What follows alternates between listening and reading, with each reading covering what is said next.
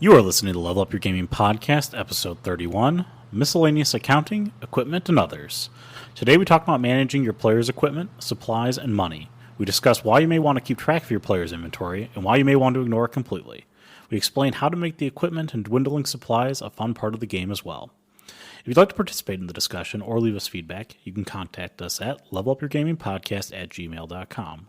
Or you can find us on Facebook at facebook.com/levelupyourgaming. Next week we have our interview with the guys from the Dungeon Master Dojo podcast dropping. So if you like the content and want to hear that interview, subscribing will ensure you don't miss an episode. New episodes come out on Wednesdays. Also, please review, tell a friend about the podcast, or share with your gaming group. Now sit back and enjoy the episode. Welcome into the Level Up Your Gaming Podcast. My name is Aaron, and across from me, in the flesh, he always counts the bullets in his clip, Jared. You're darn right I always count the bullets in my clip. Because the most horrible thing in a firefight is to hear click, click. Oh, God.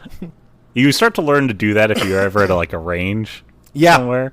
Whenever I'm at the range now, I count the bullets. I'm like, 1, 2, 3, 4, 5, 6. It keeps count in your head. At least you got a good, rough estimate. Because, you might get one and you start talking to the person next to you or whatever.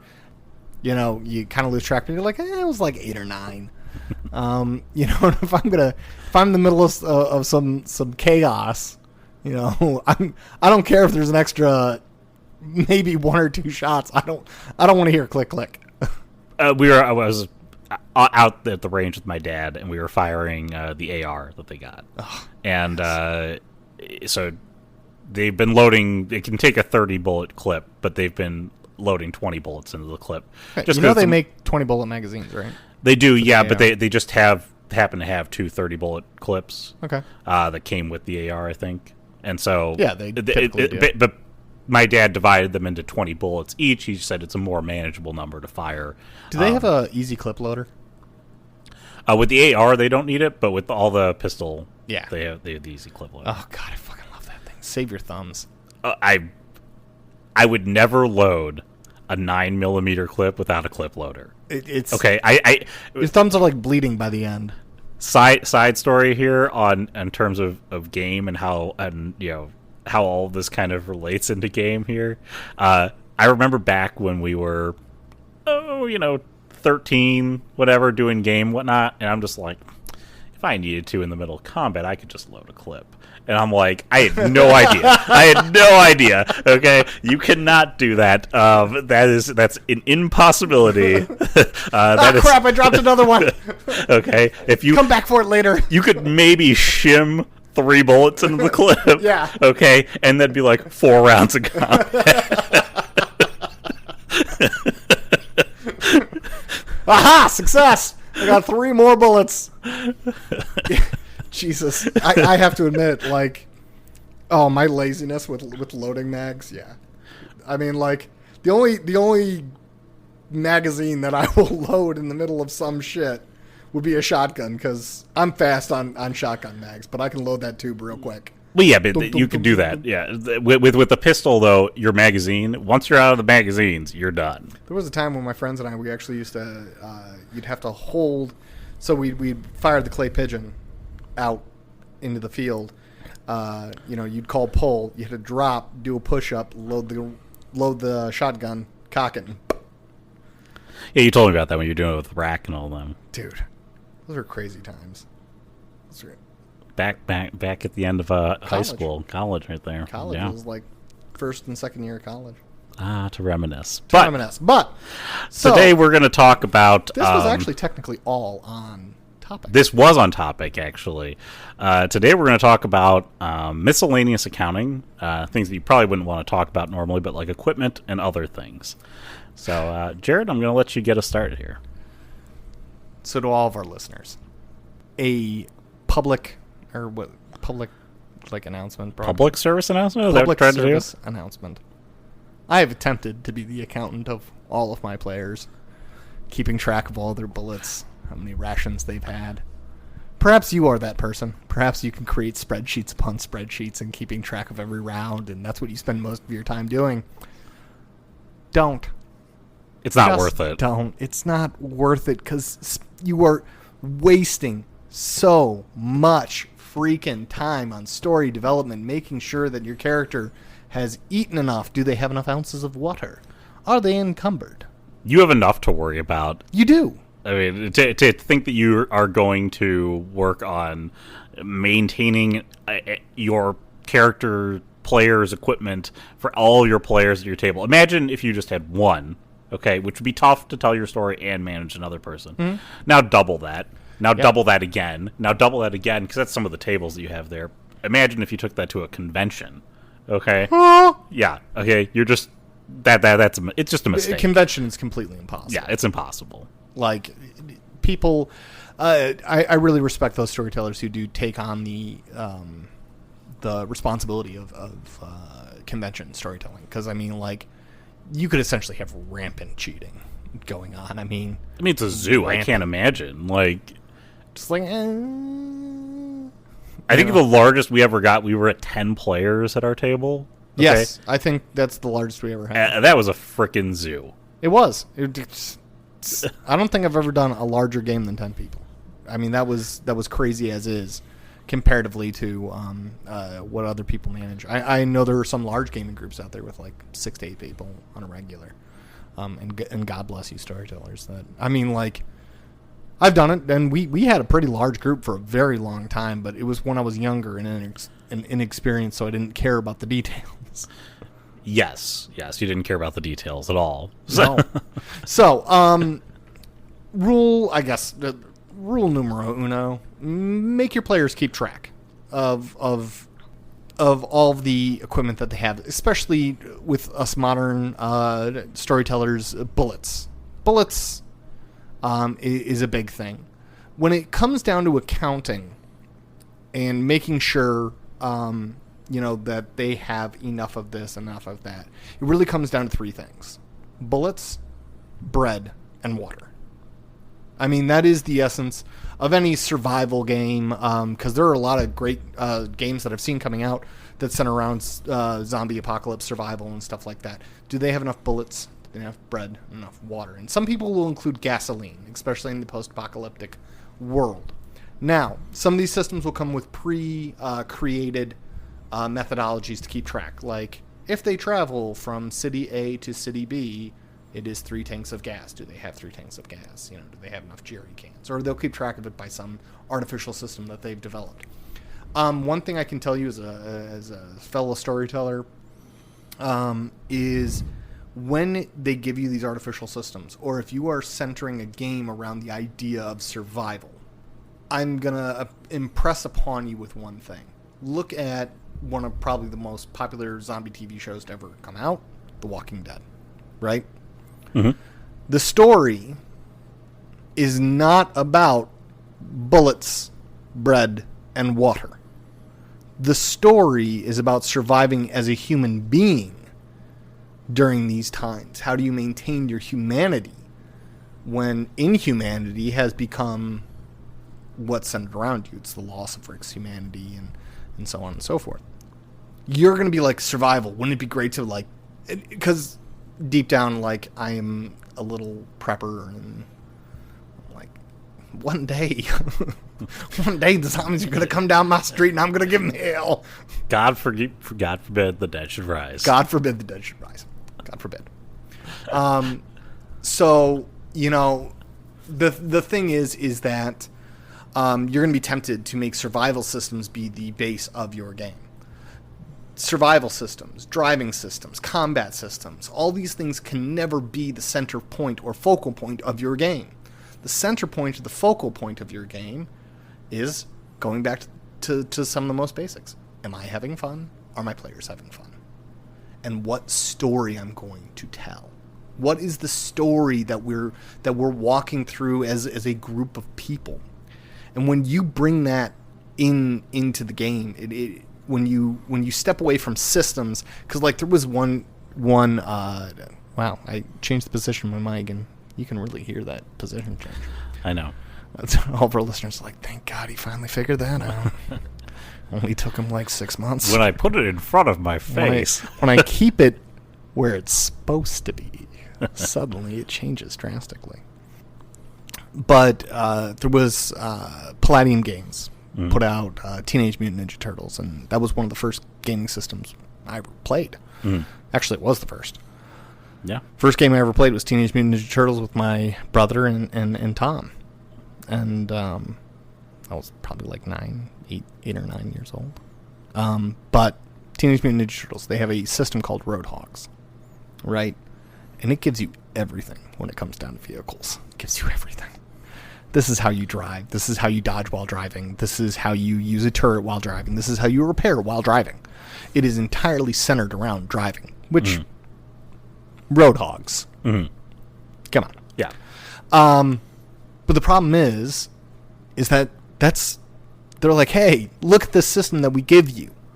They give you these systems to augment your story. It's not in place of a story. So when you get wrapped up and you're like, you know what, I really want to do my Outer Rim Star Wars game, where, you know, I mean, if you think of Tatooine, or Tatooine, however you want to say it.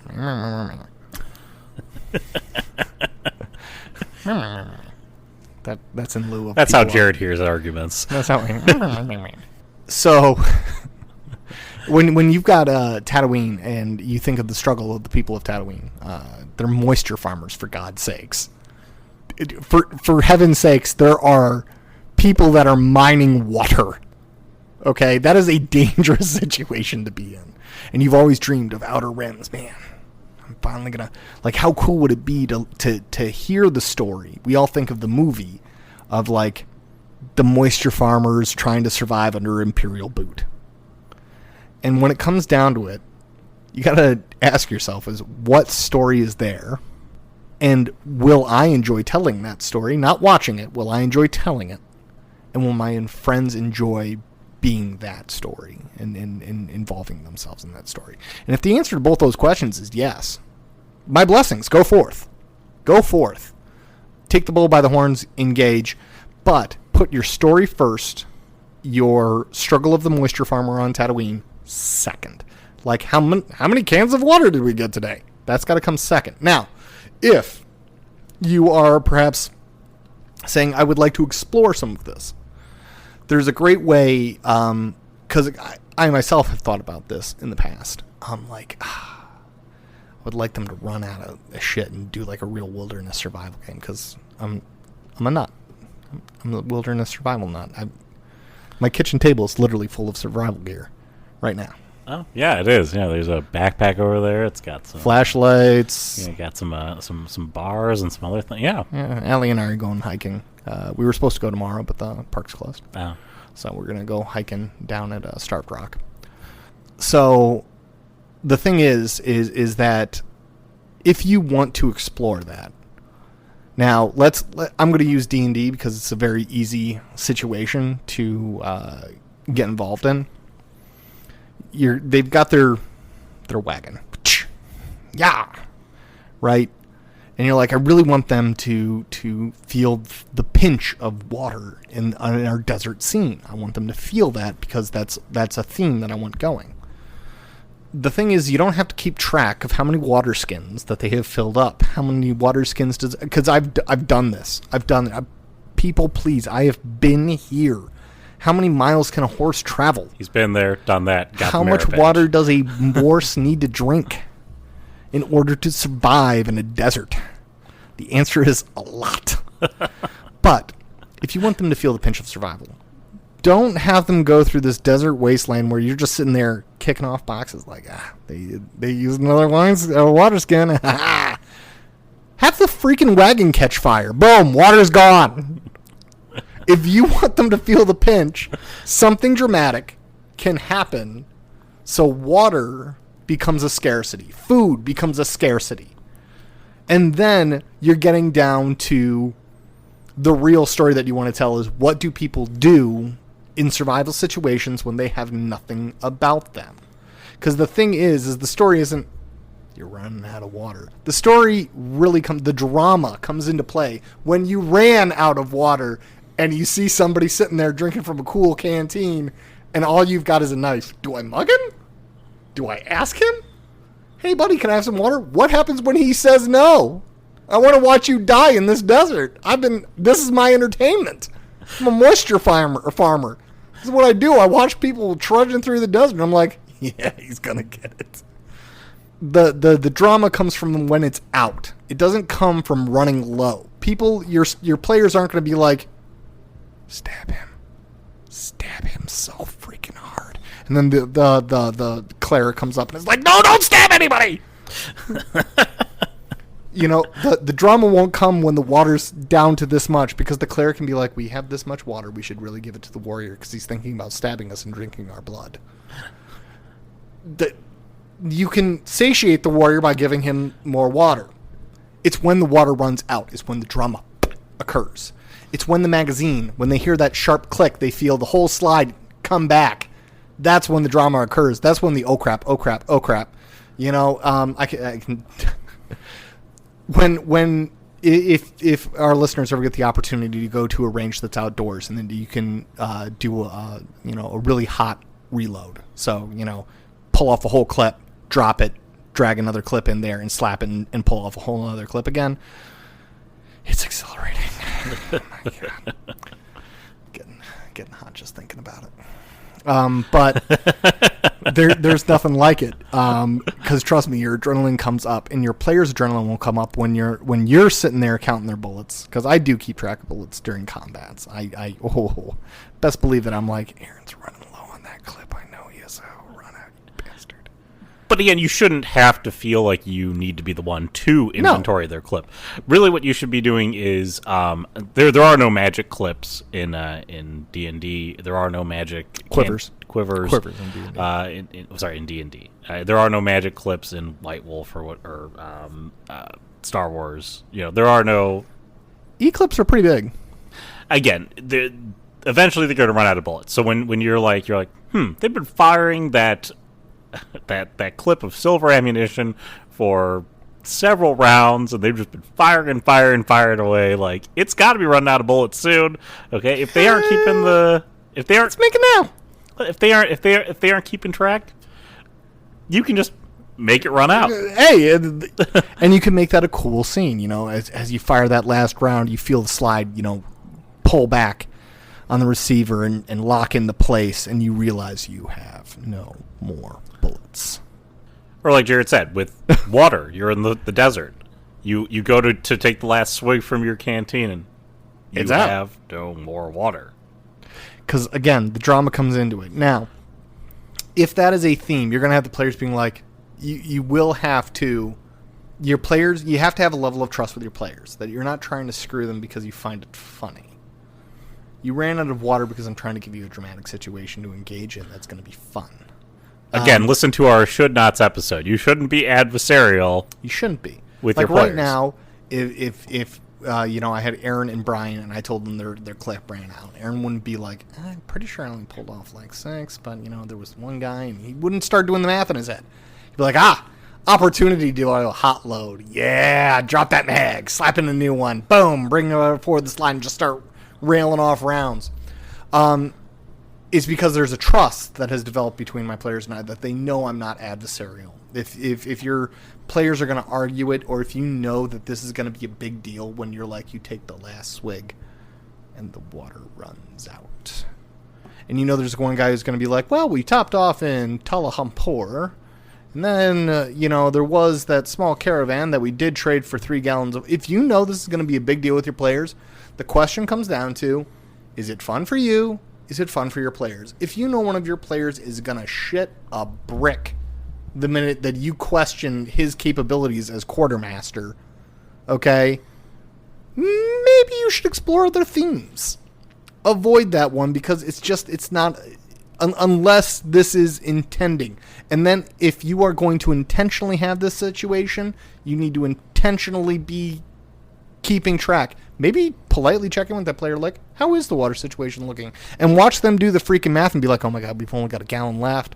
And then guess what you do? When they're like, okay, the next town is only like 6 miles away. That town is burned to the ground. What? How is there a fire in the desert? That made no sense. There can be fires in the desert. I'm just going to... Oh, God. Water is lacking in a desert. Water is lacking in a desert. Fire, I mean, like dry hay. Fire can be abundant in a desert. It can be very abundant in a desert.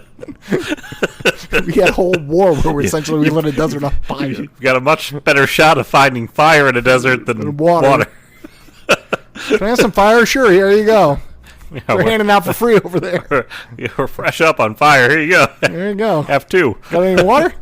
No. No, that's why there's so much fire. That's why there's so much fire. By the way, nice water satchel you got there. Clunk. Because again, drama comes up when it runs out. So, check in with your player. Check in with your master quartermaster. How many more pounds of salted beef do you have? We're running low. Oh God, we've only got a pound left. And then they get to the next city, and like I said, that city just burned down. and that's when the survival mode kicks in, because now they've got 1 pound of beef between 7 freaking people, let's say, or 4 people, and you got a pound of beef. And honestly, if you've ever cooked, a pound of beef can feed about 2 people. That's for true. 1 meal. Yes. If you ration it, 2 people for maybe, I don't know, 3 meals. If you really ration it, 4 ounces a person, 2 meals. there you go.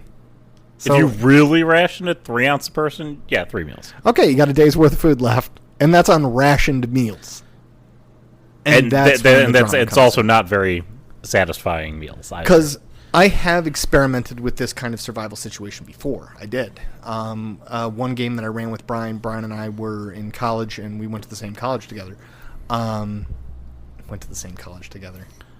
People, it's been a long week. I'm sorry. The hits just keep on coming for me. So Brian and I went to the same college, so we ran a few games that was just him and I. And I experimented with sleep deprivation. Having his character run on no sleep. That. It was essentially a game where they were playing supernatural police, pretty much. For people who are familiar with White Wolf, it was technocracy, but I had them act more like police, kind of like Men in Black. Yeah, I think the Men in Black. That's there we go. A bit more apropos. Yeah, I love that word. Why do I never use that word, apropos? So I had him going call to call to call to call, and it was never stopping. And then he had a partner that drank like a fish and pushed him to drink while...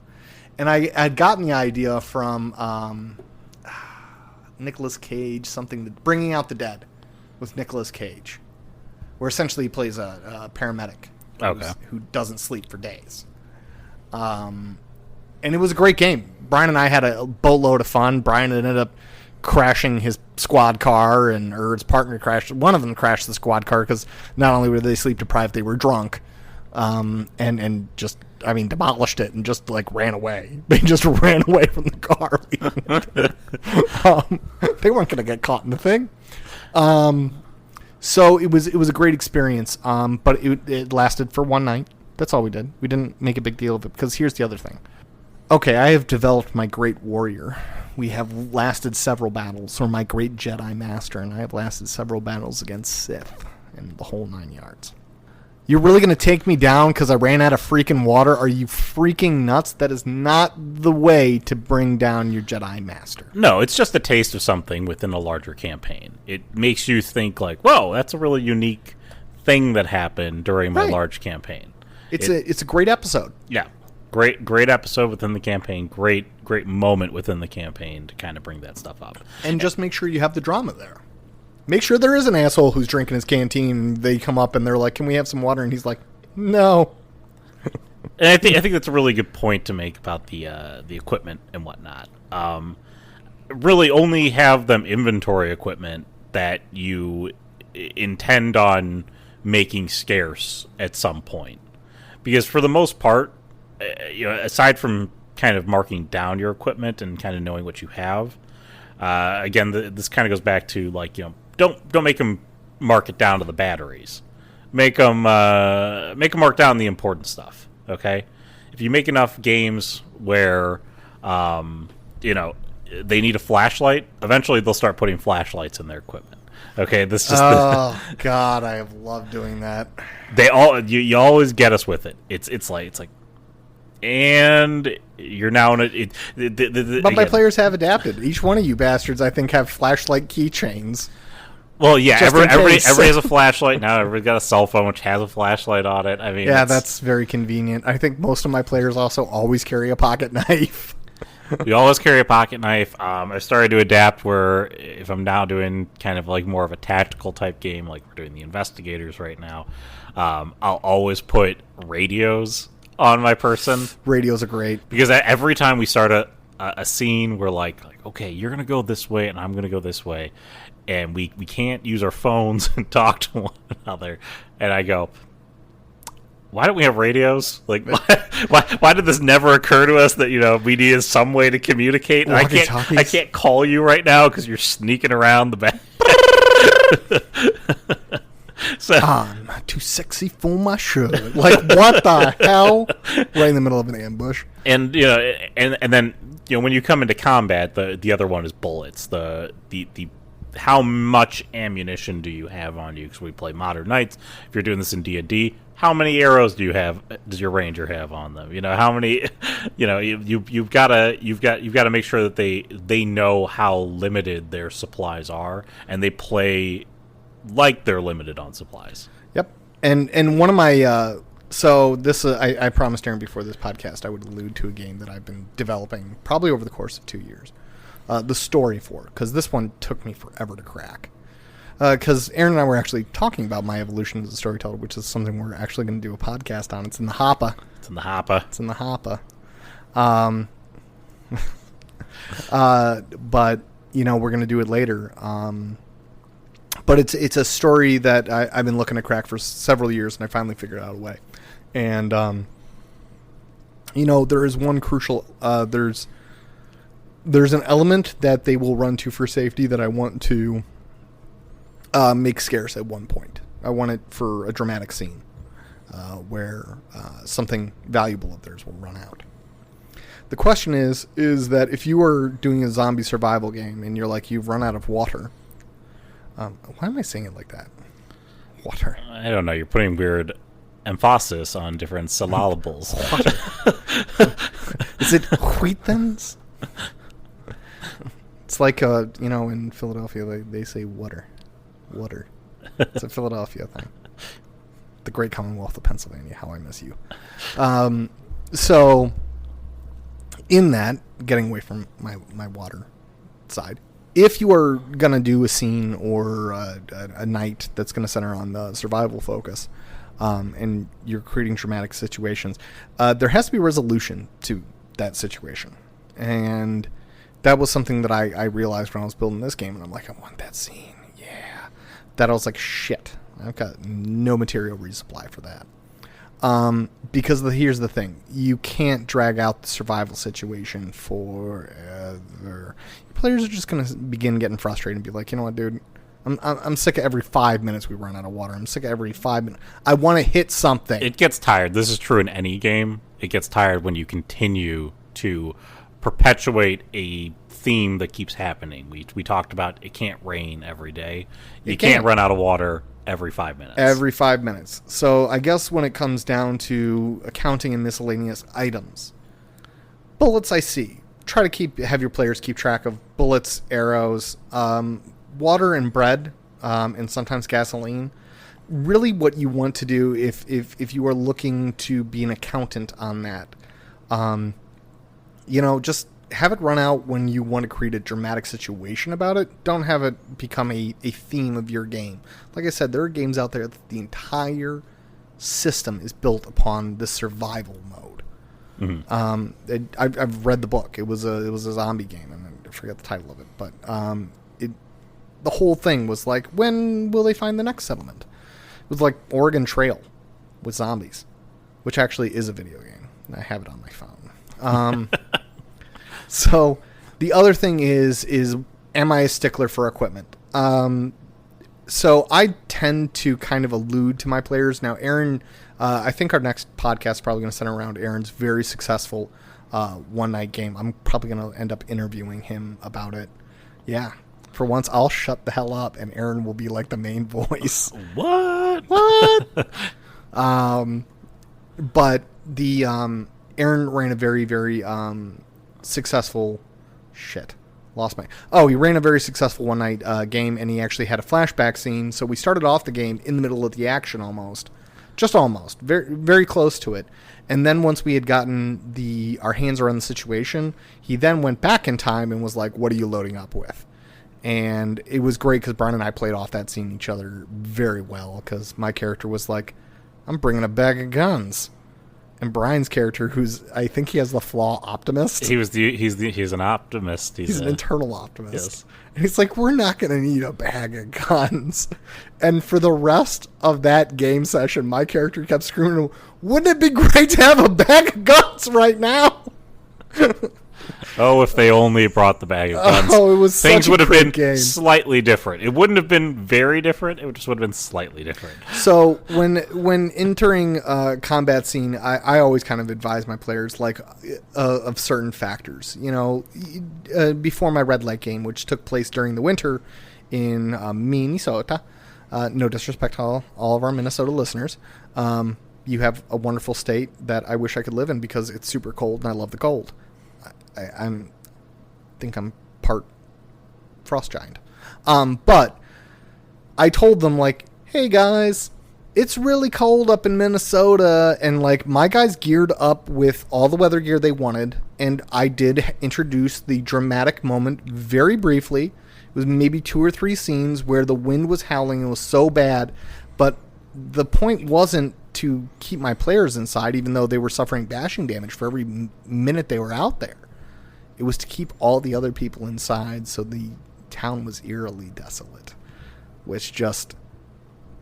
The whole purpose of Red Lake is you can cry for help all you want. No one's going to hear you. No one's going to... Even if they could hear you, they're just going to sit there and listen to your screams. It was the isolation in the game. It was a really good theme that, I wish I... was like, isolation, that's my theme. No, it just happened to work out that way, and you picked up on it and you played on it. And then I ran on it. It's like a fumbled football, just grabbed it and ran. My eyes are bulging out my head. I'm looking behind me like, what do I do? And my players are like, go forward. That was not related to equipment here. That just happened to be a really good example in that game of GM flexibility, because I think your intention was to show more of a desolate type of environment, and we came in and we're like, oh my god, we're alone and everyone's against us, and you're like, this wasn't what I was going for, but I'm gonna go with it now. I'm gonna take that ball and run. So when it comes down to it, please allow your players the opportunity.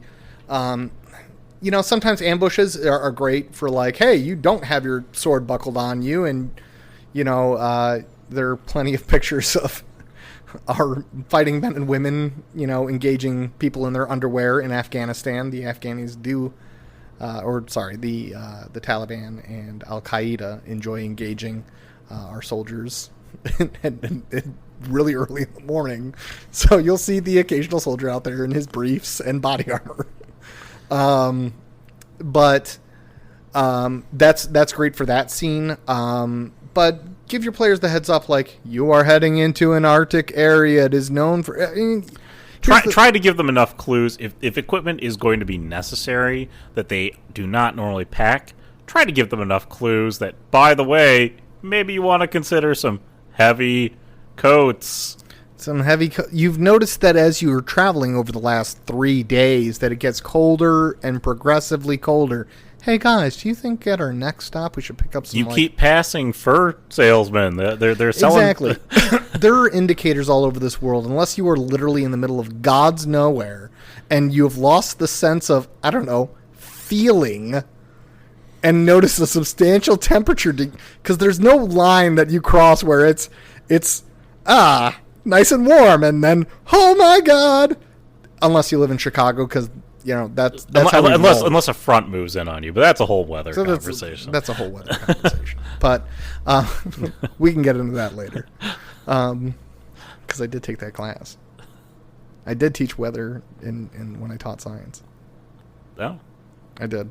I was bad at it. I was terrible. I can tell you all about plate tectonics and geology. I can't say shit about weather. I'm like, hot air rises, bitches. Learn it. Last little thing I want to talk about too in Yes. the miscellaneous is money. Okay, so money is prevalent in every game. In White Wolf, it's a little bit easier because it's kind of an ambiguous resource. In D&D, you're probably dealing with players who are hoarding their moody gold. And if you want to be a real dick accountant, remind them that moody gold is very heavy. Yes, so like their satchel of gold can only carry so much, or there's ways that you can limit it, or just make sure that things that you sell your players are appropriately priced to pull away their hoarded resource. Have them if they have gained moody gold, lots of moody gold. Make sure there's stuff they can do with it. Yeah. Like, I have to admit, like, when we were real young and first starting off, everything was mercenaries with us. Everything was mercenaries. Everything was money.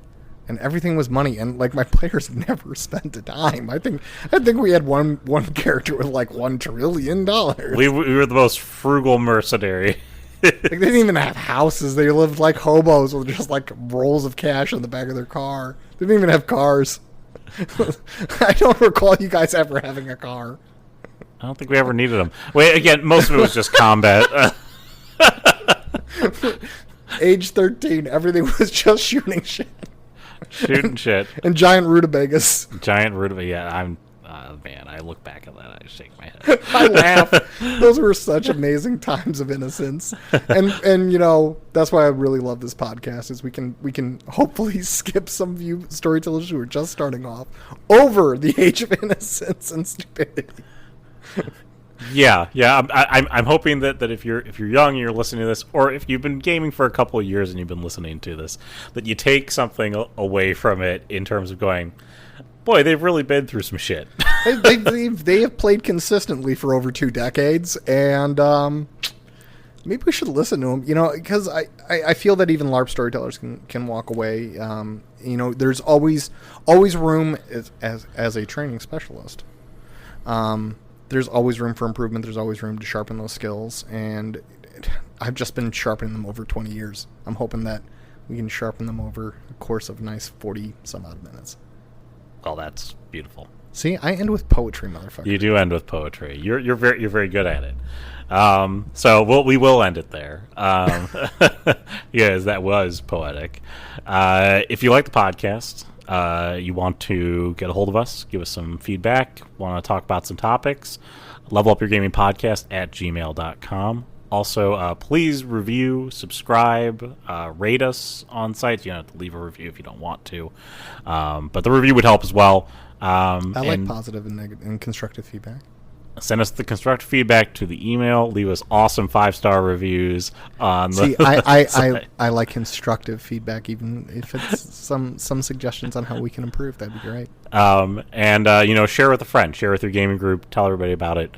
If you're like Steve, they're speaking to your heart right now with the equipment.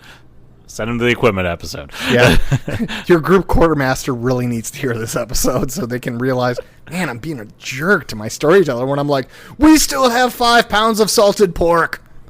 And coming up soon, we have an interview with another gaming group. I'm super excited. We're going to be putting that together very, very soon. Again, probably coming out really early next month. So keep tuned and subscribe. What's their handle again? The Dungeon Masters Dojo. Dungeon Masters Dojo, yeah. So we got those Pretty guys coming name. up not next week, but sometime very, very soon. So, anyways, keep posted, subscribe so you get that content, and we'll talk to you later. So for Jared, I'm Aaron. Have a great week, guys. Have a great week, everyone.